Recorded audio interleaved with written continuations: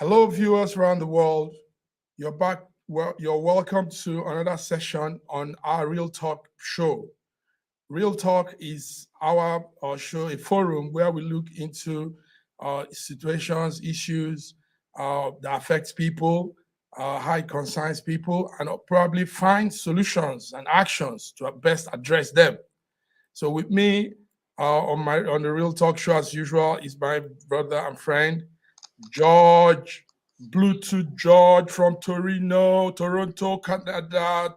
You're welcome, Bluetooth George, to Real Talk. Thank you so much, Mike Godwin, and thank you. Welcome, viewers around the world.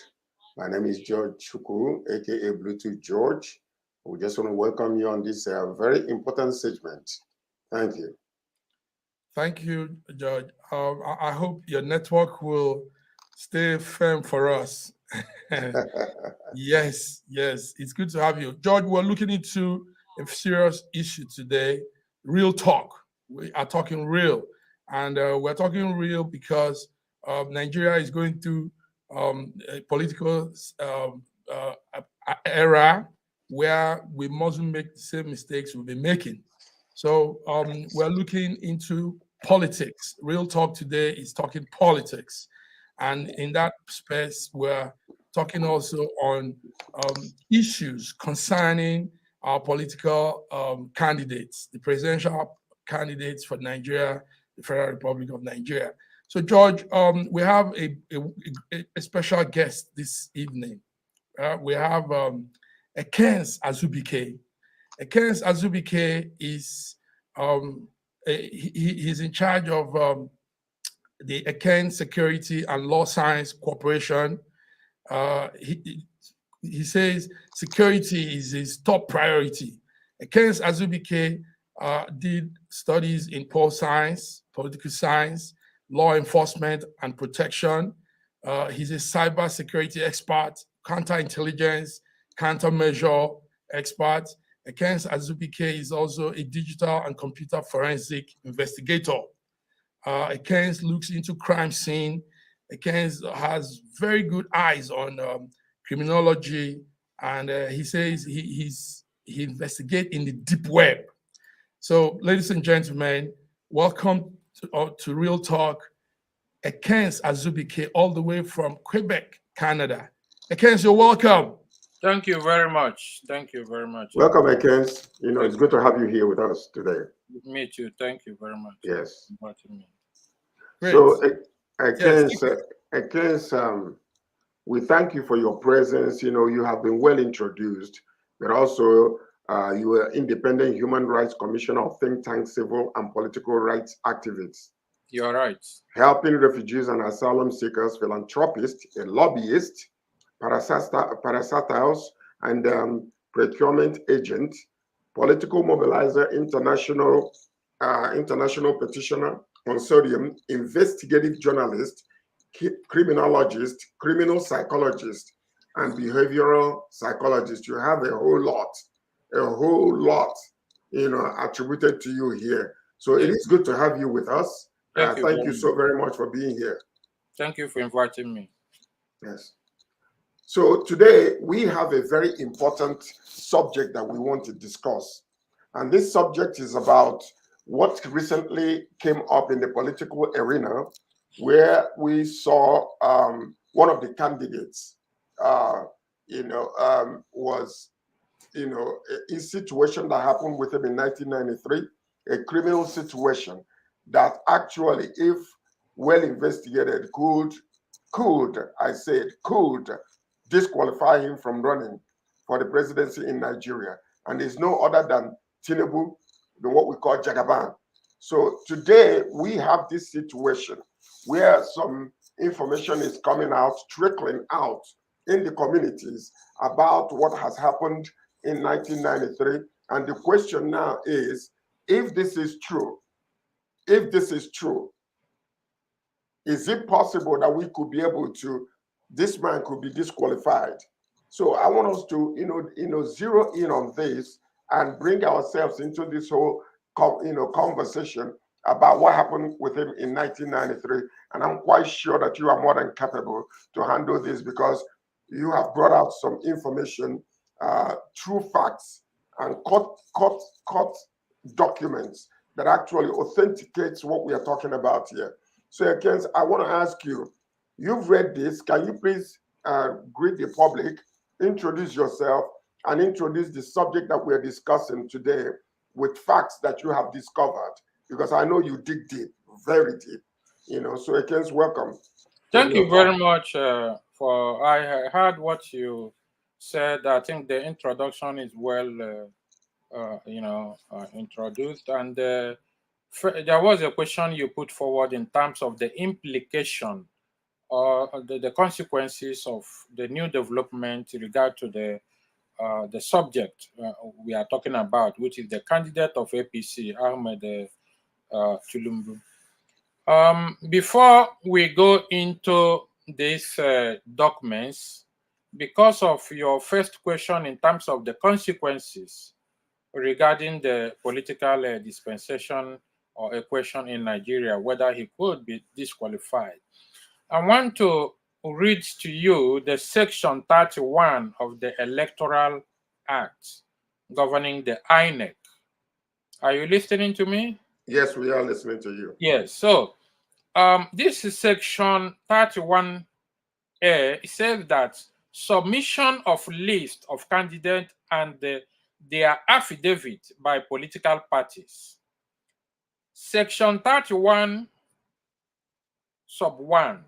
Every political party shall, not less than 60 days before the date appointed for the general election under the provision of the Act, submit the commission in the prescribed form the list of candidates the party proposed to sponsor at the election, provided that the commission shall not reject or disqualify the candidate for any reason whatsoever.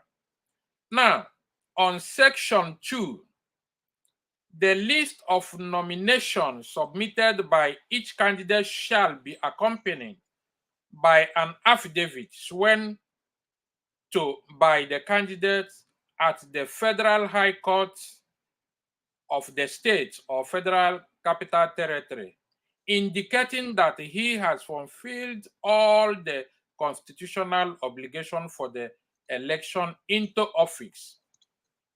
Now, my point here is on section 3, the commission shall, within 7 days of the receipt of the personal particulars of the candidate, publish same in the constituency where the candidate intends to contest the election. When we narrow down on section 4, this is where it's very crucial. Any person may apply to the commission for a copy of nomination form, affidavit, and any other document submitted by the candidate at the election, and the commission shall, upon payment of the prescribed fee, issue such person with a certified copy of those documents within 14 days. Now, within that 14 days, what follows? Any person who has reasonable ground to believe that any information under section 31(5) given by the candidate in the affidavit or any document submitted by that candidate is false may file a suit at the Federal High Court or High Court of the state, Federal Capital Territory, against such person seeking for declaration that the information contained in the affidavit is false. Okay, so continue example on section 6. If the court determines that any of the information contained in the affidavit or any document submitted by the candidate is false, the court shall issue an order disqualifying that candidate from contesting the election. I hope this answered your question. And in terms of the presidential candidate, a candidate for the election shall, at the time submitting the prescribed form, furnish the commission with an identifiable address in the state where he intends to contest the election, at which address or the documents and the court process from either the commission or any other person shall be served. So this cleared this matter.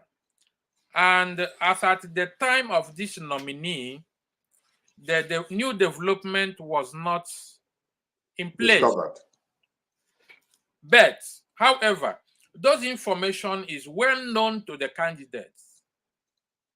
So, whether to the public domain or not, the candidate ought to have made, under oath, a true statement of the attached affidavit. However, if there is any indication that those information was not furnished to the INEC, that brings us to this section 31. In terms of the consequences, so there is a chance that he may be disqualified if this case is taken up. That's predicated on the fact that all things being equal, that things are done right the way it's supposed to be. Because you know that is not the situation in our country, where money talks and everything else runs, truth runs, So the question now is, let us dig into this particular situation that happened in 1993. I would like you to introduce us to it, and I would like you to give us, factual evidence of what happened in 1993. How did it happen? Go ahead. Okay, in this matter, the issue of 1993 was the date and the year where Ahmed Bola Tinubu was in the picture of the case.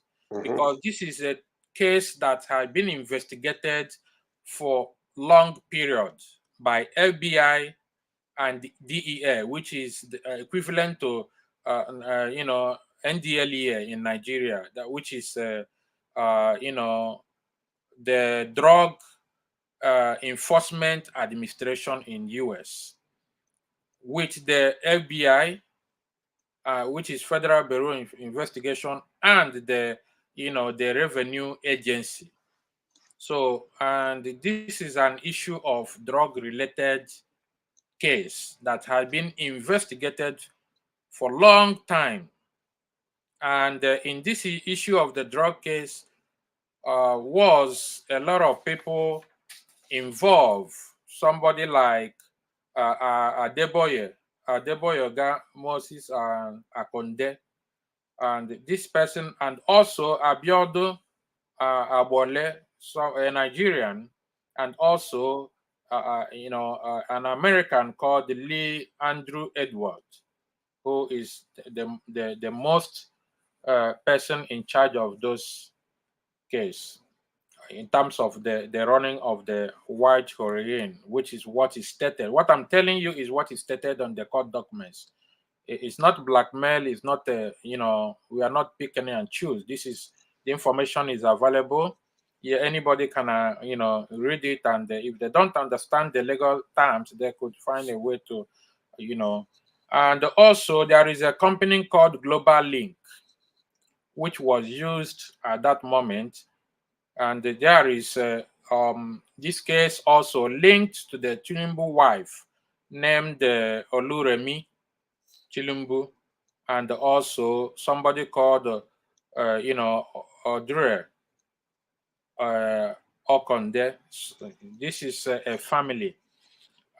So what happened is we are not talking about prima facie, which is kind of unreasonable ground to believe on first instance that maybe there was a confession in this case. Arrest was made, case was prosecuted, and before this issue gets to the issue of Ahmed Tinubu during the time of the investigation. So it's not like issue of seizing money.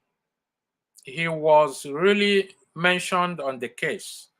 If you look at the affidavit of the detective, the person that investigated the case from the revenue. But what really happened in terms of money was, those money was traced back to him. The money of those transactions of the drug, the heroin, white heroin, was traced back to him. And those people. And how much were we talking about here, as in total dollars, US dollars? It's on series amount. It's not but what people really know is about the real money called 1.2 million plus dollars. But that is, if it's not all of the money we are talking about, because how the money was investigated and traced through Heritage Bank up till the Citibank. So we're talking about 400 and something thousand, 600,000. And when Tinubu opens the first account, after 5 days, he deposited $80,000 after 5 days. So, but without knowing that this case had been investigated, how the money been loaned to Akonde and co. And how the FBI closed in on this case was, one of the person of interest working in this, the Yoruba guy, was arrested when an FBI bought a drug from this guy of $7,000. So FBI that time, they have been using kind of pager. That time pager was working. It's not like a cell phone. So those pager was tapped for several months and years until the FBI bought a drug of $7,000 from one of the suspects. And that suspect was arrested, and that suspect now mentioned those that he's been working with. So at that So that's time, how Tinubu's name came into the link, right? yeah, during the arrest. And the white person, which is Andrew Lee, was the person that when FBI busted his house, he was charged for attempt murder of one of the FBI agents. He was also convicted because he pleaded guilty on that case.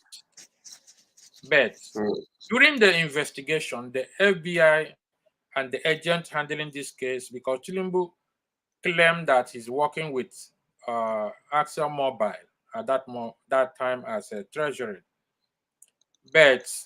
and claimed that his salary at that time was $2,000, and he, on his own admission, he admitted he have no other source of income at that time.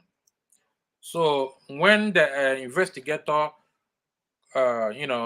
called the staff of Action Mobile, they confirmed that Tinubu is their staff, but have not access to their funds. So there's no way he would have moved such a large amount of money in the name of the company, which he claimed that he been worked. So this is he was contacted on 2 occasions by the agent while he was in Nigeria, which he denied that he did not have any other account in US except the one in Heritage.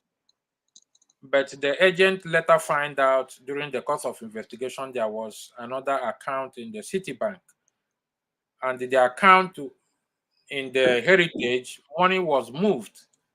Those money was moved by Tinubu on instruction of Akonde. So the money still found in the Citibank. So it was not a prima facie case. This is a real case that was investigated. And at that moment, the agent requested from Tinubu to furnish him more documents regarding how he made his money and the salary and the income, which up to today he never complied with, until they decided that this money have to be seized because it's a proceed of crime.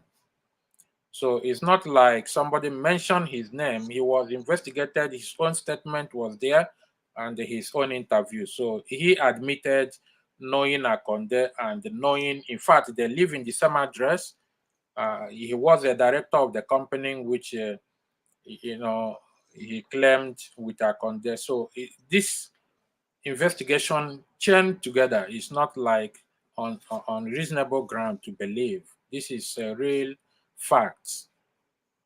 So he was involved. So I want to, because this is very lengthy, but I want to zero in on something, because if you are trying to accuse somebody or find somebody guilty of a particular crime, we want to have the link. You've showed us the link here, but when it comes to drug trafficking, how did the U.S. get Tinubu directly involved in that drug movement and linking it to the money and linking it to the accounts that we are talking about here? You see, the arrest was made. There was a witness. There was a testimony. And there was his own interview. There was his own words in regard to the account. He never denied or anything about the money. He opened the account and he made the deposit. He moved the money, and this group has been under investigation prior to that. So it's not like calling somebody name. The documents are there, and the affidavit of the officer who investigated the case, which is Kevin Moss, and the lawyer represented Tinubu is still alive today. He can still, the name of the lawyer is Patrick Seen Coffey. So okay, it's not the one that lives in Chicago. Yes. So this is the lawyer in Can question. you share the picture of the? Okay, yeah, that's it. Yes, okay. This is the lawyer in question. So this is the lawyer that represented Tinubu during that. Yes, it's the one file appearance on this case. Okay. This lawyer has been practicing for almost 30 years, in Chicago. So my question here again is this: if Nigerian INEC was to investigate this particular situation, where could they find him, unqualified to run for the presidential election in Nigeria? INEC is not, does not have jurisdiction to investigate case. There is a police, there is NDLEA, there is Economic Financial Crime Commission, ICPC, and the other, law enforcement agency, where a petition can be lodged. And when you come to the INEC, I already read the section 31, 1 to 6 to 7, where INEC is empowered to take action in this case. But somebody have to bring in that petition with these facts, considering if the person petitioned and requested for satisfied copy of the documents and affidavits submitted by the presidential candidate in question, and if it does not tally with this information, then there is misinformation where, the party can go to court and say the courts have the jurisdiction to address this issue under the section such. And this is where the case stands. May anybody have interest to further this case? So, but we do understand that the Tinubu camp has been saying some things. They have been bringing out some erroneous statements to debunk this particular allegation. What would we say? What are they telling us? What is it that they're saying that actually happened, rather than the truth that we are reading here right now? Well, I listened to the Kemi file there, and what's this name? The lawyer, Festus Kayamu. But what I understand is they're not going deep on the argument, because going deep in argument will expose this case more. So they believe that Nigerians are not knowledgeable enough to dig into this case, and they fail to realize that the era has changed in terms of the Nigerian political equation have been change is no more the same. So their argument does not make sense, because what I heard is that they said that the money was seized, it was not linked to him. He was refunded 1 million. This is the court documents. There's nothing like that. So if they really want to debate this case, they need to come up and have copies of these documents, and then we can talk about it one by one. So I don't believe their argument, because their argument is meant to is a act of omission, to deceive Nigerians of what is happening. So the argument does not make sense legally, because we are not talking about prima facie case. We are talking about a comprehensive case that was investigated by FBI, a credible body, FBI, and the Drug Enforcement Agency in America, and also the Revenue Agency, which comprises of testimony of a lot of people, including the bank, Heritage Bank, where Tinubu bought his vehicle, his address, how he lived, everything in and out. And he even admitted at that moment his salary was $2,000, and he admitted there's no other source of income. So I don't believe that he knew that this day will come. Yeah, so their argument is out of question. They have to argue based on the court documents, not based on their own mindset to deceive Nigerians. Not based on their own mindset to deceive Nigerians. Wonderful. Yes. Ekens, you're giving out some real good informations here, and the viewers are following up. We have about 35 people listening to us, and we want to tell the viewers, if you have any question also, please bring in your questions, and let's tackle it here with Ekens Azubike, our cyber security counterintelligence expert. So Azubike, I have a question, but we will go on a break. We'll go on a short break, and when we come back, we'll be looking at some other angles to this whole situation. We really need to enlighten our people. Azubike, you agree with me that for too long, Nigerians are not informed on some of their presidential selection, their presidential, their delegates and politicians. So they make wrong choices, and that's why we are going through what we're going through now. A situation where a wrong set of people are leading us. So yes, I agree with you, because Nigerians, they talk about what happened in another country, about Trump, about Biden, about this. It become better, on their own issue that they're supposed to look into, they will be sidelined over it, So, and this is a challenge for all the Nigerian journalists to do a proper investigative journalism, and find a way to verify the authenticity of these documents, because these documents are authentic. What was on the public domain was before like 2 or 3 pages is a fraction of these documents, but we are talking about close to 50 pages that we need time to analyze. So those documents are real, and the argument is baseless. The argument from the Tinubu team is baseless. And what Festus Kayamo was doing is combination of politics and law. Okay, being a lawyer, you're supposed to be neutral, because you take an oath of allegiance to justice. Thank you.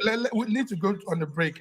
As you have a lot to say, and we are ready to hear from you. So sit back, and we'll be back again. Thank you, viewers.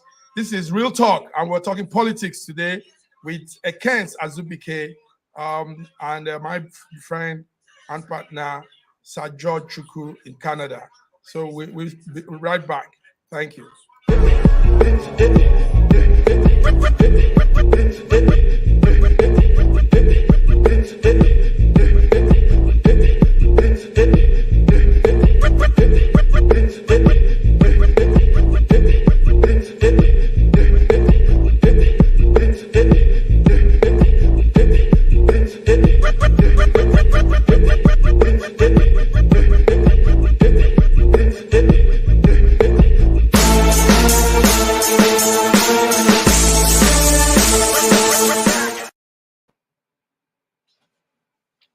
Yes, Real Talk, our program where it's a forum where we look deep into issues that borders on people's life, explore those issues of concern to people, and also probably find best actions to best address them.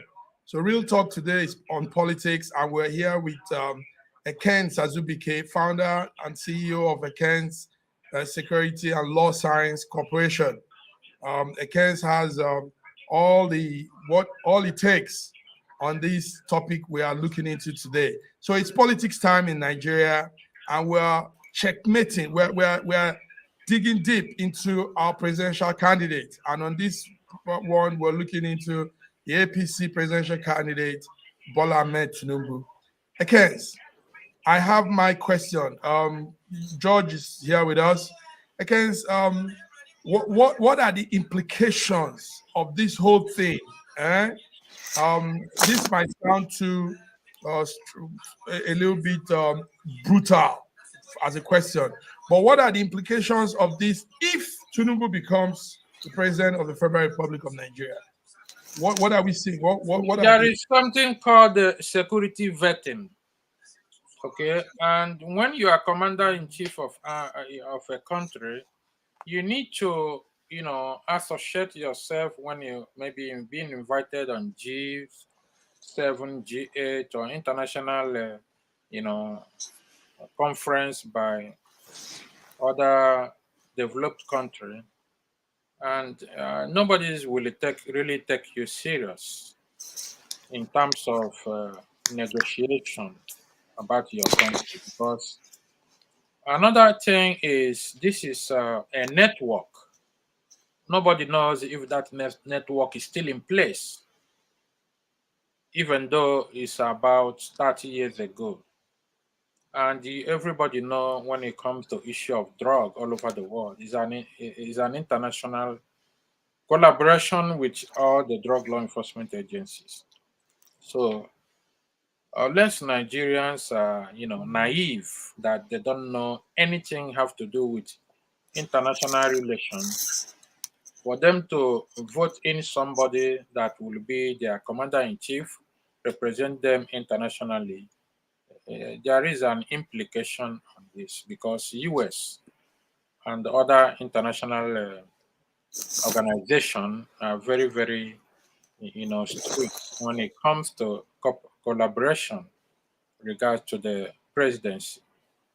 It looks like when somebody is commander-in-chief under the military regime, you can understand that it's not recognized anywhere within the international territory. So this issue need to be addressed because of the consequences. Nigeria, as a whole first. I want to say something real quickly here, because now, number one is we understand, the modus operandi of Nigerians and the way they act and the way they think, and most of the time you will find somebody, like for instance, somebody was accused or allegedly stole billions of dollars. But these are the people they worship. These are the people that they don't care. It's almost like, or let them be type of attitude, which has become the situation that brought our nation on its knees right now, economically, financially, and socially. Nigeria is crawling. We're on our knees and hands right now because of that mode of thinking. So my question to you is, if our people don't care about what he did then, that disqualified him to run to run for the presidency of the country, how can we, who are concerned about this particular issue and the image that we hold outside the world, how can we ensure that the rule of law is applied in this, in order to make sure that everything comes up to the surface about this individual who is running to be the president of Nigeria? The problem here, to my understanding, is like they are the ruling party and they're trying to cover up this because they have realized that they made the wrong choice and they did not consider all these informations because they thought it's a buried issue. They never know that more will surface. So it was their own mistake, that they did not, out of pressure. So I believe they already realized that mistake was done, but we still need to educate Nigerians because what happened is, they said in a proverb, you cannot sing hallelujah with an empty stomach. So because the government have used a systematic operation to dehumanize the entire public, not to educate them. So, and that is why they want the populace to remain uneducated, even though somebody could be a university graduate. This is the reason why that somebody reading, mass communication will graduate without, being computer literacy or have knowledge of computer, or even this is the reason why our library in the universities and labs does not have electricity, does not have a current curriculum for them to know what is going on. So the government believe that the elites, they forget that this 2023 election is not gonna be for elites, it's for to grassroots electorates. So they didn't see it coming, but the consequences is still there because in election 1 hour is almost 1 year. So people are waking up. Okay, people are waking up, and it's not gonna be business as usual. I hope people will, take advantage of Electoral Act, ask the proper question why INEC, should do the proper thing. So first, the people need to apply based on the Electoral Act to get satisfied copy of those affidavit and the document that was filed, and to find out that if there's something missing, because we are talking about drug case and the proceed of crime, property that, issue of proceed of crime. So it's very, very, very consequential when it comes to being number one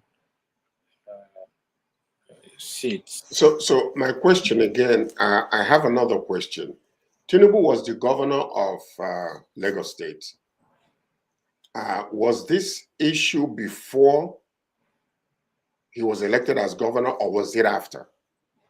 If anyone of you During the second tenure, to my understanding, during the second tenure, there was a former Inspector General of Police, which is Tafawa Balogun. I think so. Those issues came up then, but they did not, because when you write a petition, you need to support it with factual evidence. So if you have a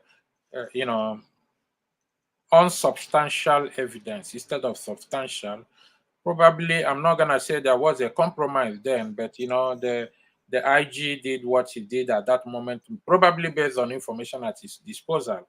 But this is an international case.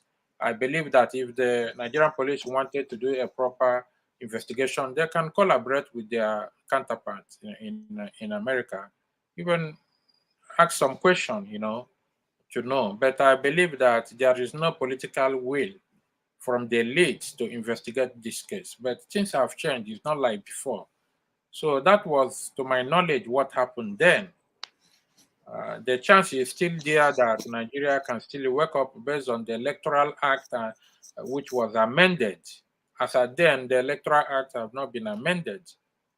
So this issue is like a fresh issue coming up, even though it links to the previous cases. And the subject himself should speak out instead of speaking through the nose, through the people that are been covering up the incidents. I believe Festus Kayamo, as a lawyer, supposed to do the proper thing by educating Nigerians in terms of speaking through the documents, not through his mindset to deceive Nigerians. Sorry, can I ask this, Sir George? What about a situation where a collection of concerned Nigerians put a plea on this whole thing and or a petition, per se? Petition, yes. A communique or something. Can that be taken to INEC and to maybe some other security agency in Nigeria on this issue? What do you think? What do you think about that, Kent? Yeah, I said on the Electoral Act, the Section 4 said that any person may apply to the Commission for a copy of nomination form, affidavit, and other documents submitted by the candidate. So anybody can do that.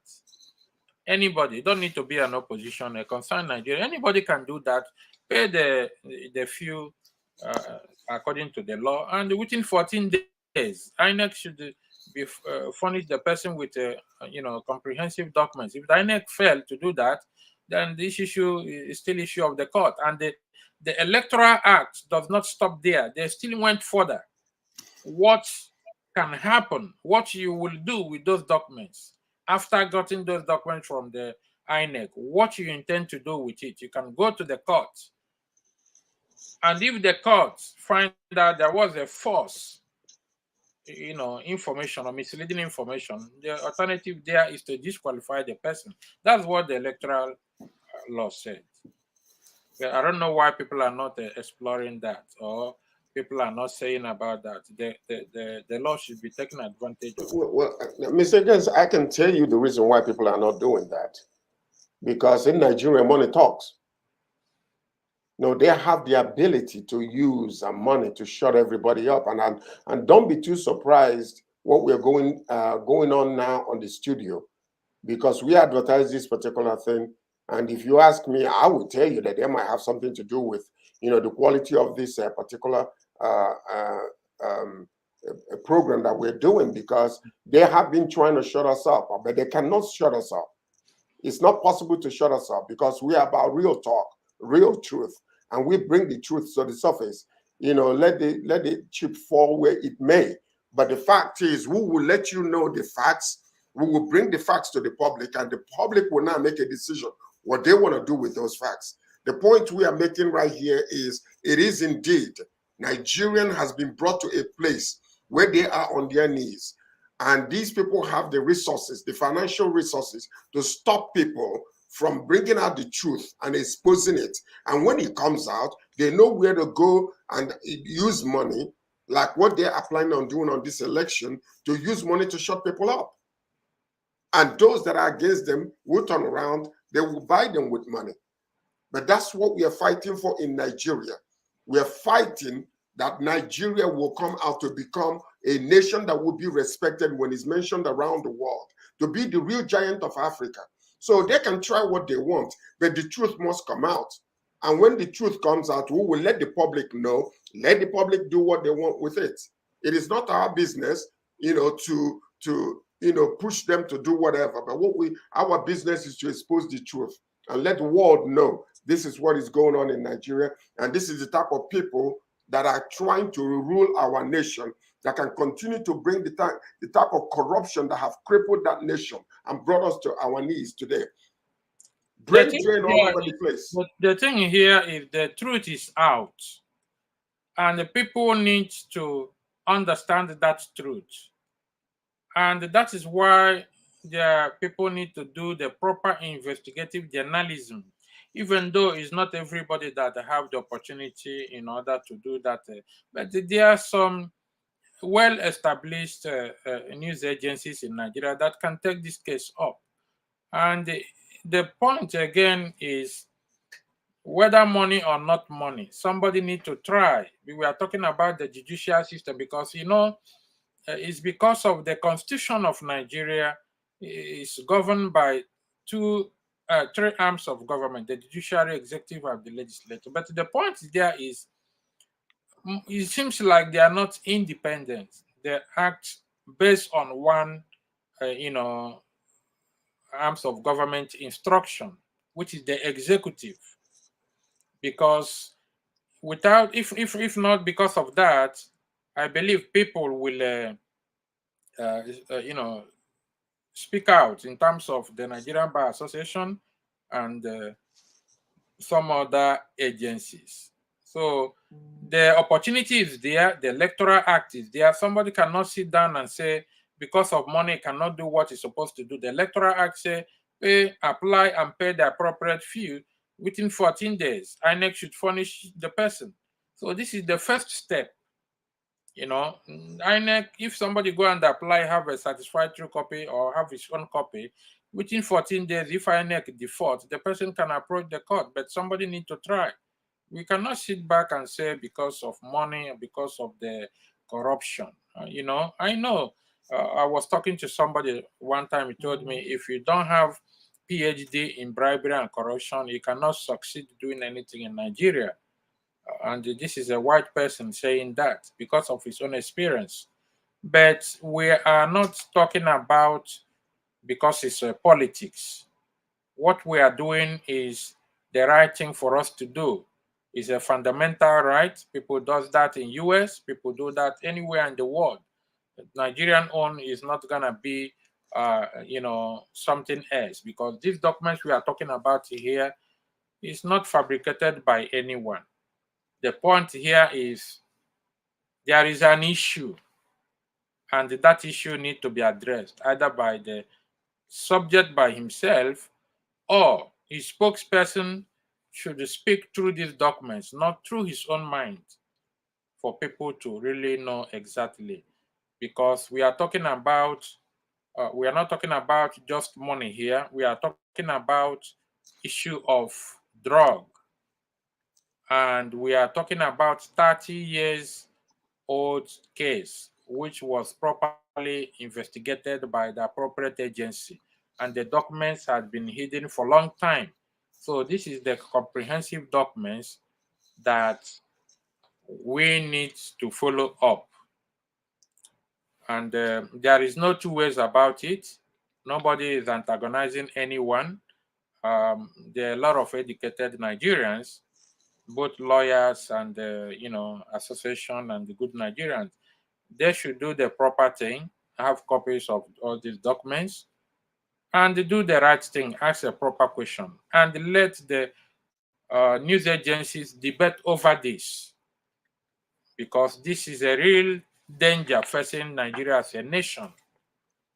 Okay, it's not do and die to be number one, take number one seat in Nigeria, but there is an issue at hand that needs to be addressed. This is not a local investigation for you to say that somebody been compromised during the investigation. And this case have never been defended by the Tinubu himself, even though he was contacted, he was involved during the investigation, but he never opposed even the forfeiture of this fund, because he cannot prove nothing. And I believe then the reason why he walked away is, may he, argue this case further, it will land him into more problem. Because in US, if they check the trial, how long it's going to take and how much they are going to spend, then, and they see that the person agreed to forfeit that fund and walk away. It's a deal. That doesn't mean crime was not committed. That doesn't mean there was no crime, because it's not only him. The other people, I believe, may still be alive. And the arrest was made, confession was made. The link was there. So it's not something like somebody trying to frame somebody up or trying to fabricate an issue against someone. This document is an authentic document, but you need to go through deep in order to get these documents instead of going on the surface. It's like when you are swimming on top of ocean, you will only see the top, but when you dive into deep sea, you can be able to see the bottom of the sea. So that's how those documents is there, almost 50 pages. And the Nigerians need to know the truth. Many Nigerians live in US. They should download copy and go to the courthouse. They should also speak out because of the consequences. Because if one person fell in Nigeria, the entire country already fell. So we are talking about issue of corruption. We are talking about issue of drug. And we are talking about, and the Nigerian problem has been corruption. So if somebody going to be there, there must be a clean hand for somebody to be there instead of acting in bad faith. But the problem is the people surrendering him are speaking in a way that they want to deceive Nigerians, but it's not there anymore. Let them come, and somebody should hand them over these documents, and they should debate based page by page, not telling us what is not on the documents. So with this, ladies and gentlemen, with these documents that we have found, that we discovered that has been displayed around the world today, we are inviting Tinubu himself to this show to come and defend himself. Tinubu, you are running for the presidency of Nigeria. Tinubu, you were once a governor. And we are inviting you to this show. Come and defend yourself. You are a candidate running for the election, presidential election in Nigeria. We don't need you to bring a surrogate here. We don't want you to bring a mouthpiece here. We want you to come on this show and defend yourself. Because if you do not, we will pursue this case all the way to the very end and make sure that the people in Nigeria who will see these documents will go all the way to INEC and make sure that every stone is turned. So this is what we are saying. And I don't know if this is going live and whether there's any comments coming from anywhere around the world.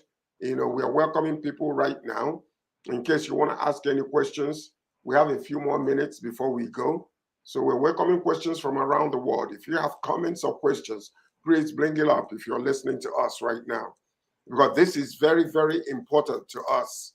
Because this compromise that is going on in Nigeria is coming to an end. And we must make sure that Nigeria is respected around the world when that name is mentioned. Enough is enough. Zero compromise in our country. So if you have any questions or any comment, please, feel free to do that. Call in or type your questions. And, the honorable man here, Ekens Azubike, will be more than happy to answer. Thank you very much, Bluetooth George. Again, I have one last little question. But during his tenure as governor, Bola Ahmed Tinubu visited America on several occasions, and even after his tenure as governor, I know he goes there. Now, why haven't they? Why was he moving around and never interrupted or held with all these allegations on him? Why was he having that smooth movement? In America, their judicial system is so robust that, in the sense that they respect what is called Second Amendment to everyone. But the issue there is, you can see last time when the presidential candidate of PDP went to US only for 3 days, right? Was granted a pardon. So there are a lot of judicial capabilities in US if you have a good lawyer, as long as he have not been charged for this issue. But some people went in for this case, and during the interrogation and investigation, they now find out where the money was going, where the money is not going, and who is behind. Okay, so during the investigation, the money was for seized, but when it comes to criminal cases, I think you have some years for you to bring for the charge, even though sometimes up to tomorrow they can still open that case. So when it's criminal case, sometimes it's not civil. If it's civil, you have a time limit to sue, because this one investigation may be closed, but doesn't mean that they throw away the file.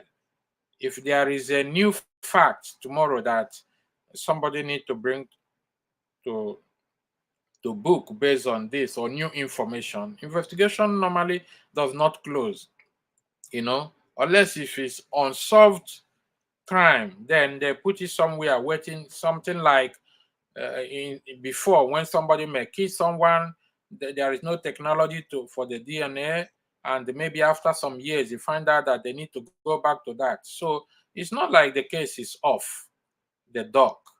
As long as it's consigned, they can still do something if there is much evidence. But now we are talking about nobody knows his agreement. We can still look into that, and he may ask for waiver and seal it, not to disclose it. So we cannot assume that you have nothing there. Can we talk a little bit about the pardon that was given to the PDP candidate Atiku? Can you talk a little bit about that? What was the crime? Can you tell the people, what was it that he was being pardoned about? Do you know? This case, you have to do with a lot of things. That is a case of another day, because it was an issue of still about corruption. There is somebody called Jefferson, Jefferson case. Mm-hmm. So that person was convicted in America, and this case was linked to Atiku Abubakar. So it's very odd when America will be investigating a case in their own land, telling us what is happening in our own country that we turn blind eye on. So this is how this case was. So if Nigeria is a good country where system is working properly, they would have said, wait a minute, can we, they may do something over it, but still, so that Jefferson case was really tough, and we are talking about that one have to do with corruption. It's not a drug case. Okay, well, I think money laundering was also involved in this situation. Yeah, so what I would like us to do is... Yes, sorry, Judge. I think our time is running up. But I think I want Keynes to come and talk on this. This is also yes, but we are out of time. Bluetooth Judge, Keynes Azubike, you've done wonderfully well, giving us insight. Thank you so much. Yes. So George, please wrap it up, and let's call it quit for today. Anyway, viewers around the world, you have heard. This is Real Talk with Massive Mark and Bluetooth George here. We've brought the documents to you. Now the case is in your court. What you want to do with it. But next time when we're going to bring a case again, the possibility that we're going to be talking about the pardon that was given to Atiku, who is the PDP presidential candidate, we will bring documents to show you exactly what happened, what brought about the pardon, and how the pardon took place. These are the people that are wanting to rule our nation. We're bringing criminals who want to come and run our nation, and we must let them know that enough is enough. Nigeria must stand. We are one Nigeria, and we must stand We stand for truth. We stand for fairness. We stand for equity in that country. Thank you so very much from around the world. Thank you, Mr. Ekens Azubike. Thank you very much. Fantastic contribution. Massive mark. Appreciate you very much. Now, thank you, everybody. I hope Nigeria.